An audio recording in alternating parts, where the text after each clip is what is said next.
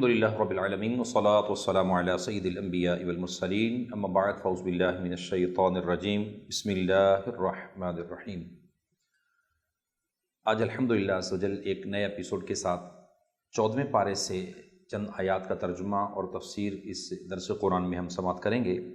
اللہ تبارک و تعالیٰ نے قرآن مجید فرقان حمید کے اندر کئی مقامات پر ایمان والوں کو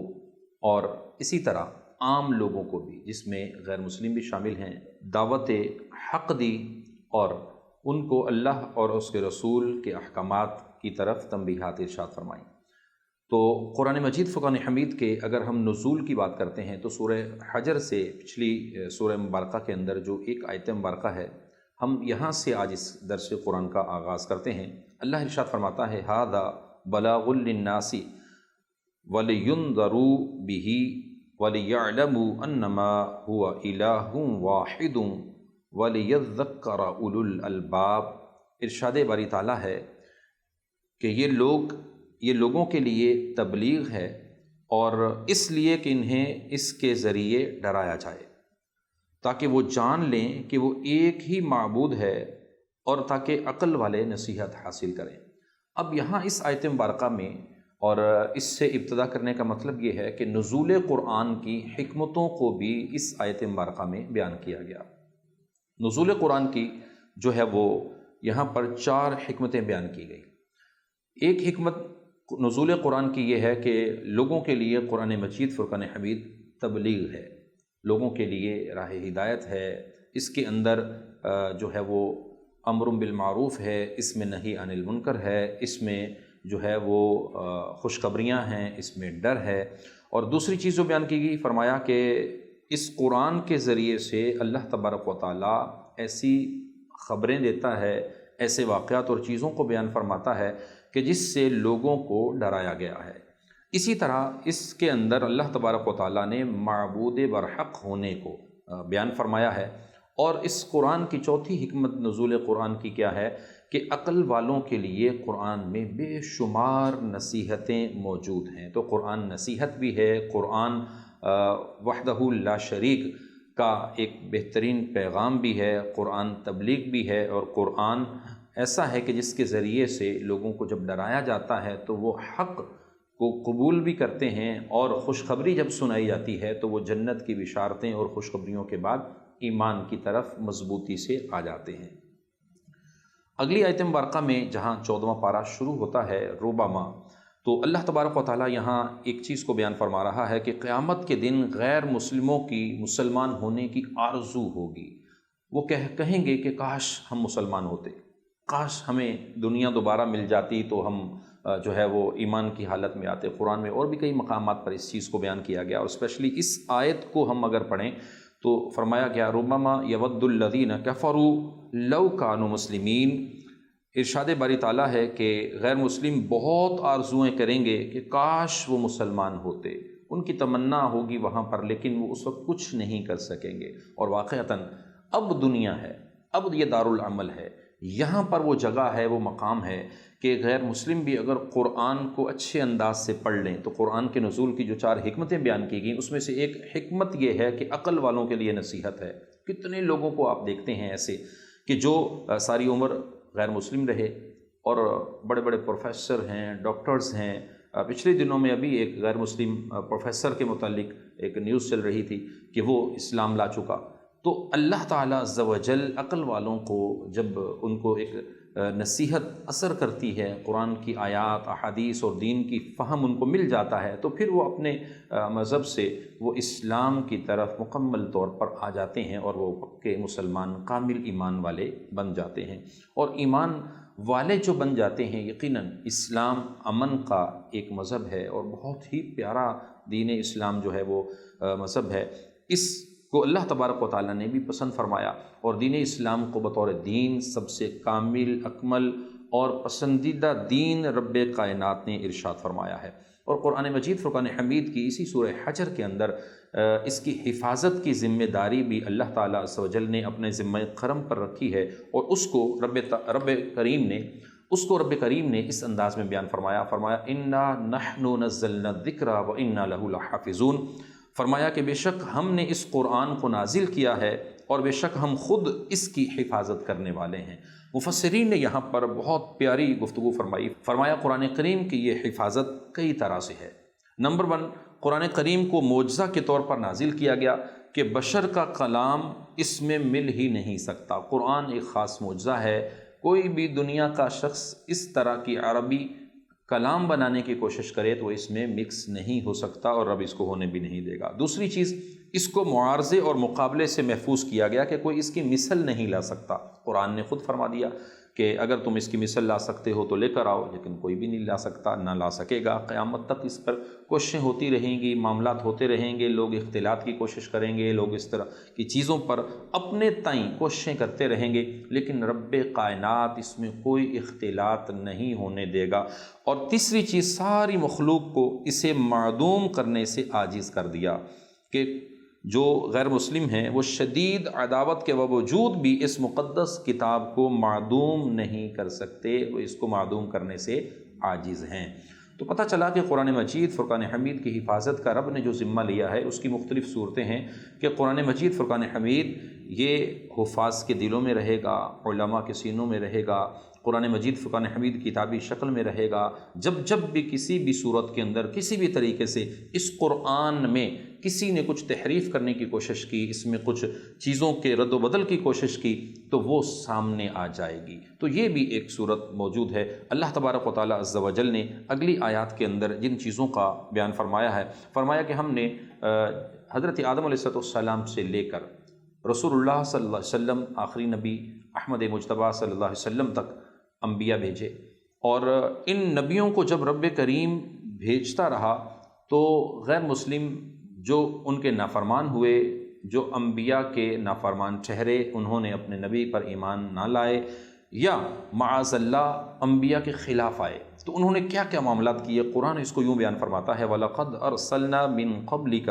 فِي شِيَعِ الْأَوَّلِينَ، فرمایا بے شک ہم نے تم سے پہلے گزشتہ امتوں میں بھی رسول بھیجے۔ وَمَا يَأْتِيهِم مِّن رَّسُولٍ إِلَّا كَانُوا بِهِ يَسْتَهْزِئُونَ، اور ان کے پاس جو بھی رسول آتا وہ اس کا مذاق اڑاتے تھے۔ تو یہ کفار کا، غیر مسلموں کا ایک طریقہ رہا کہ ہر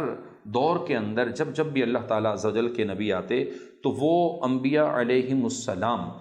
کے ساتھ استہزاء کرتے، ان کا مذاق اڑاتے، ان کے معجزات کا انکار کرتے، ان کی باتیں نہ مانتے، اور اس میں حضرت نوح علیہ نبینا علیہ السلام کا ذکر اور واقعہ بھی موجود ہے کہ آپ نے تقریباً 950 سال تک تبلیغ دین فرمائی، اور نوح علیہ السلام اپنی امت کے لیے کوششیں کرتے رہے، امر بالمعروف کرتے رہے، نہی عن المنکر کرتے رہے، لیکن بہت تھوڑے ایمان لائے۔ پھر اللہ کا ایک عذاب اترا اور پورے کے پورے غرق ہو گئے۔ تو اس طرح قرآن مجید فرقان حمید کے اندر پچھلی کئی اقوام کا، کئی قوموں کا ذکر موجود ہے۔ تو رب کائنات نے قرآن مجید فرقان حمید کی اگلی آیات کے اندر اپنی وحدانیت پر دلیل کے طور پر زمینی نشانیوں کو اس طرح بیان فرمایا کہ وَالْأَرْضَ مَدَدْنَاهَا وَأَلْقَيْنَا فِيهَا رَوَاسِيَ وَأَنبَتْنَا فِيهَا مِن كُلِّ شَيْءٍ مَّوْزُونٍ۔ ارشاد باری تعالیٰ ہے کہ ہم نے زمین کو پھیلا دیا، وَالْأَرْضَ مَدَدْنَاهَا وَأَلْقَيْنَا فِيهَا، اور ہم نے اس میں لنگر ڈال دیے، اور وَأَنبَتْنَا فِيهَا مِن كُلِّ شَيْءٍ مَّوْزُونٍ، اس میں ہر چیز ایک معین اندازے کے اعتبار سے ہم نے اگا دی۔ یہاں پر اللہ تبارک و تعالیٰ عز و جل نے جن چیزوں کو بیان فرمایا ہے تو اللہ تعالیٰ فرماتا ہے کہ زمین میں ہر چیز لوگوں کی ضرورت کے لیے ہم نے پیدا کی ہے، اور اللہ تعالیٰ وہ مقدار جانتا ہے کہ لوگوں کو کس کس چیز سے کتنا، کس طرح نفع ہو سکتا ہے۔ اور بعض جو ہے وہ مفسرین نے یہاں پر لکھا، موزون سے مراد یہ ہے کہ حسن اور تناسب سے کنایا ہے، اور اس سے مراد یہ ہے کہ ہم نے زمین میں ہر چیز مناسب اگائی، اور عقل سلیم رکھنے والے ہر شخص کو اس کی بہترین مصلحت بھی عطا کی گئی۔ اب زمین کے اندر ہم غور و خوض کرتے ہیں تو اللہ تبارک و تعالیٰ عز و جل کی بنائی ہوئی اس زمین میں، اور اس زمین کے گرد گرد جو سمندر کا ایک بہت بڑا حصار ہے، اس کی طرف اگر ہم ریسرچ کی طرف آتے ہیں تو زمین اور اس کے گرد گرد جو حصار سمندر کا ہے، بہت بڑا حصہ وہ سمندر نے گھیرا ہوا ہے، اور زمین کے اوپر اللہ تبارک و تعالیٰ عز و جل نے اس زمین کو کہیں پتھریلا بنایا ہے، کہیں ریتیلا بنایا ہے، کہیں زرخیز بنایا ہے، کہیں کس طرح بنایا ہے، تو کہیں پر جنگلات موجود ہیں، کہیں پر جو ہے وہ لوگوں کے لیے بہترین گندم اور اس طرح کی کئی کاشتکاری کی چیزیں موجود ہیں، کوئی علاقے ٹھنڈے بنائے تو وہاں پر بہترین اللہ کی نعمتیں اور فروٹ موجود ہیں، چیزیں موجود ہیں۔ تو یہ کیا ہے؟ یہ اللہ تبارک و تعالیٰ عز و جل نے زمین کو، آسمان کو، اپنی ان چیزوں کو بنا کر کس طرح لوگوں کے لیے بیان کر دیا۔ تو فرمایا یہ قدرت الہی کے یہ شاہکار ہیں۔ اللہ تبارک و تعالیٰ اگلی آیت مبارکہ کے اندر ارشاد فرماتا ہے کہ وَإِن مِّن شَيْءٍ إِلَّا عِندَنَا خَزَائِنُهُ، اور ہمارے پاس ہر چیز کے خزانے ہیں۔ تو خزائن الہی اور نظام کائنات کو اس طرح یہاں بیان کیا گیا کہ اس کی طرف ہم توجہ کرتے ہیں تو اللہ تبارک و تعالیٰ عز و جل کی قدرت کاملہ اس سے ظاہر ہوتی ہے۔ اور اگلی آیات کے اندر جائیں تو رب کائنات ارشاد فرماتا ہے وَأَرْسَلْنَا الرِّيَاحَ لَوَاقِحَ فَأَنزَلْنَا مِنَ السَّمَاءِ مَاءً فَأَسْقَيْنَاكُمُوهُ۔ ارشاد باری تعالیٰ ہے کہ ہم نے ہوائیں بھیجی جو بادلوں کو پانی سے بھر دیتی ہیں۔ بارش کے برسنے کا جو ایک انداز ہے، قدرت الہی کے دلائل میں بارش کا برسنا، مخلوق کی زندگی اور موت، یہ ساری چیزوں کو یہاں اللہ بیان فرماتا ہے۔ تو ہم اس پہ غور کریں تو آج سائنس اور ٹیکنالوجی نے ان ساری چیزوں کو واضح کیا کہ کس طریقے سے رب کائنات کا یہ ایک نظام موجود ہے کہ ہوائیں بادلوں کو اٹھاتی ہیں اور وہ بادل پانی سے بھرے ہوئے ہوتے ہیں، اور پھر اللہ فرماتا ہے کہ ہم نے آسمان سے پانی اتارا، یعنی وہ بادلوں میں جو پانی بھرا ہوا ہوتا ہے تو اس کو رب کائنات بارش کی صورت میں برسا دیتا ہے، پھر ہم نے وہ تمہیں پینے کو دیا اور تم اس کے خزانچی نہیں ہو۔ اللہ تبارک و تعالیٰ اس طرح ان چیزوں کو بیان فرماتا ہے کہ ہم تمہیں یہ نعمتیں دیتے ہیں، ہم تمہیں یہ سب کچھ عطا کرتے ہیں، ان نعمتوں میں اللہ ہی کی قدرت کاملہ ہے۔ اور آج سائنس اور ٹیکنالوجی جب اس حد تک ترقی کی طرف پہنچی ہے، عقل سلیم نے اس حد تک ترقی کر لی ہے اور عروج کی اس کیفیت کی طرف پہنچے ہیں کہ آج جو ہے مصنوعی بارشیں برسانے کا ایک سلسلہ کیا جاتا ہے، لیکن وہاں پر بھی اللہ کی قدرت کی یہ محتاج ہیں مصنوعی بارشیں برسانے کے لیے کہ اس کے اندر بھی اس علاقے میں، اس حصے میں اس چیز کو لایا جاتا ہے باقاعدہ پر ریسرچ میں کہ کس خطے میں، کس حصے میں جو ہے وہ بادل اوپر ہوں گے۔ جب بادل ہوتے ہیں تو پھر ایک خاص طریقہ کار کے مطابق وہاں پر بارش برسائی جاتی ہے، اور جب کہ رب کی قدرت سے بارش کا برسنا کیسا ہوتا ہے، ہم قرآن کی اس آیت کو پڑھیں اور اللہ کی حکمتوں پر غور کریں تو ایک لطف آ جاتا ہے کہ رب کائنات کس طریقے سے جو ہے وہ اپنی قدرت کے دلائل کو ان نظائر کے ذریعے سے ثابت فرما رہا ہوتا ہے۔ شب و روز اللہ کی قدرت کے نظائر ہمارے سامنے موجود ہوتے ہیں، اور پھر خود واضح طور پر قرآن میں بھی رب ارشاد فرماتا ہے وَإِنَّا لَنَحْنُ نُحْيِي وَنُمِيتُ وَنَحْنُ الْوَارِثُونَ، اور ارشاد فرمایا کہ بے شک ہم ہی زندہ کرتے ہیں اور ہم ہی مارتے ہیں اور ہم ہی وارث ہیں، اور حقیقی وارث وحدہ لا شریک ہے، رب کائنات ہے۔ تو اللہ تبارک و تعالیٰ نے دنیا بنا کر اس میں بے شمار چیزوں کو یہاں پر پیدا کر کے، ان چیزوں کو بنا کر اللہ تبارک و تعالیٰ عز و جل نے انسان کے لیے بعض چیزوں کو انسان کے لیے مسخر فرما دیا، اور بعض چیزوں کو اللہ تبارک و تعالیٰ عز و جل ایک امتحان کا بندے کے لیے ذریعہ بناتا ہے۔ اس کے ذریعے سے رب بندوں کو جانچتا ہے کہ یہ کس حد تک، کہاں تک یہ بندے جو ہیں وہ میری فرمانبرداری اور نافرمانی کی طرف آتے ہیں۔ اسی طرح اللہ تعالیٰ نے آدم علیہ السلام کی پیدائش کے متعلق قرآن میں کئی مقامات پر بیان فرمایا کہ اللہ نے ان کو مٹی سے پیدا کیا، تو اس مٹی کا بیان اسی طریقے سے اللہ تبارک و تعالیٰ نے جنات کو،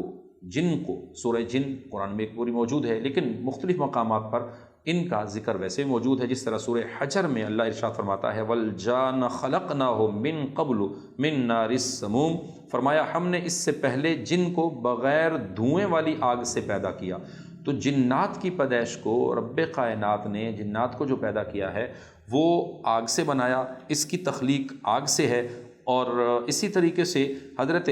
سیدنا آدم علیہ نبی علیہ السلام کی جو پیدائش ہے وہ مٹی سے ہے۔ تو یہ چیزوں کا ذکر اللہ تبارک و تعالیٰ نے بھی ارشاد فرمایا، اور اس کی وجہ کیا بیان کی گئی فرمایا کہ یہاں پر بھی آدم علیہ السلام کو پیدا کر دیا، ادھر جو ہے وہ آگ سے ہم نے جنات کو پیدا کیا۔ پھر وہیں پر ایک آگے جا کر ایک اور چیز کا ذکر آیا کہ ابلیس جو ہے، یہ شیطان جو ہے، یہ بھی انہی میں سے ایک تھا، لیکن مقرب الہی، قرب الہی میں اس حد تک ہوا کہ ملائکہ کا سردار ٹھہرا۔ لیکن جب رب تعالیٰ نے حکم دیا کہ فرمایا کہ اے فرشتوں سجدہ کرو، فسجد الملائکۃ کلھم اجمعون، تو فرشتے تمام کے تمام آدم علیہ السلام کو سجدے کے لیے گر گئے، لیکن الا ابلیس ابا ان یکون مع الساجدین، سوائے ابلیس کے کہ اس نے سجدہ کرنے والوں کے ساتھ ہونے سے انکار کر دیا، اس نے کہا میں سجدہ نہیں کروں گا۔ یہاں پر ایک مسئلہ سمجھ لیجئے کہ فرشتوں کا یہ سجدہ جو تھا، یہ سجدہ تعظیمی تھا، اور اس میں سب سے بڑی بات کیا ہے کہ رب کا حکم تھا، اور اللہ کے حکم پر وہ کیا جانا، اور اس عمل کا چونکہ رب کائنات جانتا تھا کہ شیطان کی فطرت کے اندر ایک چیز ہے کہ وہ معاذ اللہ تکبر کرے گا، انا کرے گا اور مردود ٹھہرے گا، تو پھر رب کائنات نے اس کو اپنی بارگاہ سے نکال دیا۔ تو قرآن اس واقعے کو، اس پورے معاملے کو کچھ اس طرح سورہ حجر میں ایک بار پھر اس انداز میں بیان فرماتا ہے کہ قال یا ابلیس ما لک الا تکون مع الساجدین، اللہ نے فرمایا اے ابلیس تجھے کیا ہوا، تو نے سجدہ نہیں کیا، سجدہ کرنے والوں میں نہیں ہوا۔ قال الم اقل لاسجد لبشر خلقتہ من صلصال من حمأ مسنون، تو یہ کہنے، اس نے کہا کہ میرے لائق نہیں ہے میں کسی انسان کو سجدہ کروں جسے تو نے بجتی ہوئی مٹی سے، ایک مٹی سے پیدا کیا، اور معاذ اللہ کہنے لگا کہ یہ سیاہ بدبودار گارے سے پیدا کیے گئے، تو میں اس کو سجدہ کیوں کروں؟ تو رب کائنات نے ارشاد فرمایا قال فاخرج منها فإنك رجیم، ارشاد باری تعالیٰ ہوا کہ تو جنت سے نکل جا کیونکہ تو مردود ہے، وَإِنَّ عَلَيْكَ اللَّعْنَةَ إِلَى يَوْمِ الدِّينِ، اور بے شک قیامت تک تجھ پر لعنت ہے۔ تو یوں اللہ تبارک و تعالیٰ نے شیطان کو اپنی بارگاہ سے مردود کر دیا، اور آج بچہ بچہ مسلمان کا، ایمان والوں کا اعوذ باللہ من الشیطان الرجیم پڑھتا ہے کہ اے اللہ شیطان مردود کی جو ہے وہ میں تیری پناہ مانگتا ہوں شیطان مردود سے، کہ شیطان مردود جو ہے وہ ہمیں کوئی اپنے حصار میں نہ لے لے، اپنی گرفت میں نہ لے لے، اور گناہوں کی طرف نہ لے جائے۔ تو رب تعالیٰ عز و جل نے ایک چیز کا وہاں پر شیطان کے ساتھ جو ہے وہ کہتے ہیں کہ اس کو مہلت دے دی، تو اللہ نے فرمایا قال رب فانظرنی الی یوم یبعثون، تو اس نے کہا اے میرے رب تو مجھے اس دن تک مہلت دے دے جب تو اٹھائے گا، یعنی قیامت تک کے لیے مجھے مہلت دے دے۔ تو پھر کیا ہوا کہ قال فانک من المنظرین، اللہ تعالیٰ نے فرمایا بے شک تو ان میں سے ہے جن کو معین مدت تک کے لیے مہلت دے دی گئی۔ اب یہاں یہ ہوا الی یوم الوقت المعلوم، شیطان کو رب کائنات نے قیامت تک کے لیے ایک وہ وقت جس کو رب جانتا ہے وہ قیامت کب آئے گی، اس وقت تک کے لیے مہلت دے دی گئی۔ اب مسلمانوں کے لیے، ایمان والوں کے لیے، امتی محمدی کے ایک ایک فرد کے لیے یہ لازم ہے کہ وہ شیطان سے جو ہے وہ اپنے آپ کو بچائے، رحمان کے طریقے کی طرف چلے۔ اگلی آیت مبارکہ کے اندر جب شیطان نے یہ اللہ سے مہلت لے لی تو پھر اس نے ایک اور چیز رب سے مانگی، تو اگلی آیت مبارکہ میں اس چیز کا بیان ہے۔ تو شیطان یہ کہتا ہے قال ربی بما اغویتنی لأزینن لہم فی الارض ولأغوینہم اجمعین، تو اس نے کہا اے رب مجھے اس بات کی قسم کہ تو نے مجھے گمراہ کیا، میں ضرور زمین میں لوگوں کے لیے نافرمانی اور خوشنما بنا دوں گا، نافرمانی کو خوشنما کر دوں گا، اور میں ضرور ان سب کو گمراہ کروں گا، الا عبادک منہم المخلصین، سوائے ان کے جو ان میں سے تیرے چنے ہوئے بندے ہوں گے، تیرے مخلص بندے ہوں گے، میں ان کو گمراہ نہیں کر سکوں گا۔ یہاں پر ابلیس کا جو کلام مذکور ہے اس کا مطلب یہ نہیں ہے کہ ابلیس لوگوں کو جبری طور پر یا زبردستی اپنا پیروکار بنا لے گا، بلکہ اس سے مراد یہ ہے کہ وہ بہکائے گا، لوگوں کو اپنی طرف کرے گا، لوگوں کو وہ اپنی طرف ورگلاتا رہے گا، لیکن لوگ خود اپنے اختیار سے اس کی پیروی کی طرف جائیں گے۔ یہ چونکہ اس نے یہاں کہا کہ میں خوشنما بنا کے پیش کروں گا، دنیا کو بڑی خوشنما بنا کے پیش کرے گا، اور کس طرح یہ لوگوں کو گمراہ کرے گا۔ تو اللہ تبارک و تعالیٰ نے اگلی آیت میں اس چیز کو یوں بیان فرمایا کہ قال ھذا صراط علی مستقیم، اللہ نے فرمایا یہ میری طرف آنے والا سیدھا رستہ ہے جو میرا رستہ ہوگا اس پر جو چل رہے ہوں گے ان کو شیطان نہیں بہکا سکے گا، چونکہ اللہ کی طرف چلنے والا جو سیدھا رستہ ہے وہ جنت کا رستہ ہے۔ ان عبادی لیس لک علیہم سلطان الا من اتبعک من الغاوین، بے شک میرے بندوں پر تیرا کچھ قابو نہیں سوائے ان گمراہوں کے جو تیرے پیچھے چلیں گے۔ رب فرماتا ہے جو میرے بندے ہو جائیں گے، ان عبادی جو میرے بندے ہوں گے ان پر شیطان کا کوئی بھی وار نہیں چلے گا، بلکہ وَإِنَّ جَهَنَّمَ لَمَوْعِدُهُمْ أَجْمَعِينَ، بے شک جہنم ان سب کا وعدہ ہے، لہا سبعۃ ابواب، اس کے ساتھ دروازے ہیں، لکل باب منہم جزء مقسوم، ہر دروازے کے لیے ان میں سے ایک ایک حصہ تقسیم ہوا ہے کہ جہنمی کس کس دروازے سے داخل ہوں گے، کس طرح ان کا جو ہے وہ ٹھکانہ ہوگا۔ اور جو گمراہی کی طرف چلے جائیں گے یقیناً شیطان ان کو گمراہ کرنے کے لیے بہکائے گا، ان کو وسوسے ڈالے گا، ان کو مختلف طرح کی چیزوں میں الجھائے گا۔ اللہ تبارک و تعالیٰ عز و جل سے ہم دعا کرتے ہیں کہ رب کائنات ہمیں ایمان، عافیت والی، پرہیزگاروں والی اچھی زندگی عطا فرمائے، کیونکہ اچھوں کے لیے رب کائنات نے اگلی آیت میں جو بیان فرمایا ہے، فرمایا ان المتقین فی جنت وعیون، ایمان والوں کے لیے، متقی لوگوں کے لیے، بے شک اچھے لوگوں کے لیے جنتیں ہیں، اس میں ان باغات میں نہریں جاری ہیں۔ اور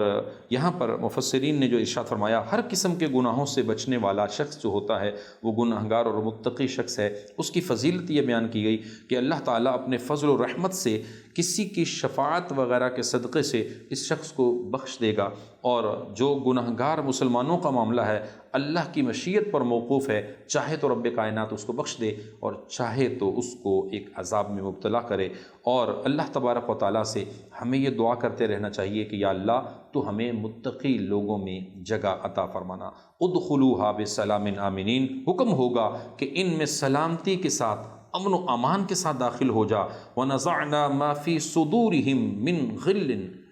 اِخْوَانًا عَلَى سُرُرٍ مُتَقَابِلِينَ، ارشاد فرمایا اور ہم ان کے سینوں میں موجود کینہ کھینچ لیں گے۔ اللہ اکبر، غل جو کینہ ہے یہ کھینچ لیں گے اور آپس میں بھائی بھائی ہو جائیں گے اور آمنے سامنے تختوں پر بیٹھے ہوں گے۔ لا یمسہم فیہا نصب وما ہم منہا، اور انہیں جنت میں نہ کوئی تکلیف پہنچے گی اور نہ وہاں سے نکالے جائیں گے۔ تو یہ لوگ ایسے ہوں گے کہ جب جنت میں چلے جائیں گے تو اللہ کی طرف سے ان کے لیے بہترین مہمان نوازیاں ہوں گی اور یہ ہمیشہ جنت میں رہیں گے، اور وما ہم بمخرجین، اور یہ جنت سے نکالے نہیں جائیں گے۔ تو اللہ تبارک و تعالیٰ عز و جل کی بارگاہ میں دعا ہے کہ خالق کائنات ہمیں سورہ حجر سے 14ویں پارے سے جو چند آیات ترجمہ اور تفسیر ہم نے سماعت کیا ہے اس کو سیکھ کر، سمجھ کر عمل کی توفیق عطا فرمائے، اور ہمیں اپنے حفظ و امان میں رکھے، اور ہمیں شیطان کے بہکاوے سے بچا کر سیدھے رستے پر چلنے والا بنائے۔ اور ہم دعا کرتے ہیں اہدنا الصراط المستقیم، اے اللہ ہمیں سیدھے رستے پر چلا، ویسا رستہ کہ جو انعام والے لوگوں کا رستہ ہے، جو انبیاء کا رستہ ہے، جو رسولوں کا رستہ ہے، جو نیکوں کا رستہ ہے، متقی لوگوں کا رستہ ہے۔ اے اللہ ہمیں اسی پر استقامت دینا اور اسی پر موت نصیب فرمانا۔ اگلے ایپیسوڈ کے ساتھ پھر ملیں گے۔ اللہ نگہبان۔